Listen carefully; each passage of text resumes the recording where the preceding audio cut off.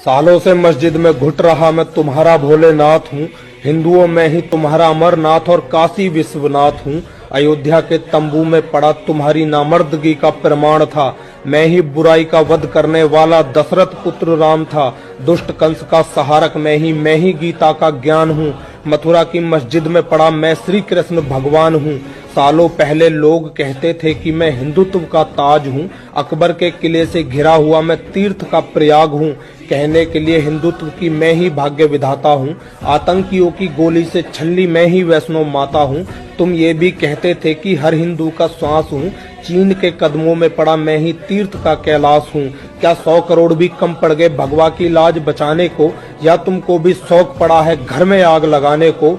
जाग उठो और सर्वनाश या बलिदान में से एक चुनो। तुम अर्जुन के जैसी ललकार करो और धर्म युद्ध तैयार करो।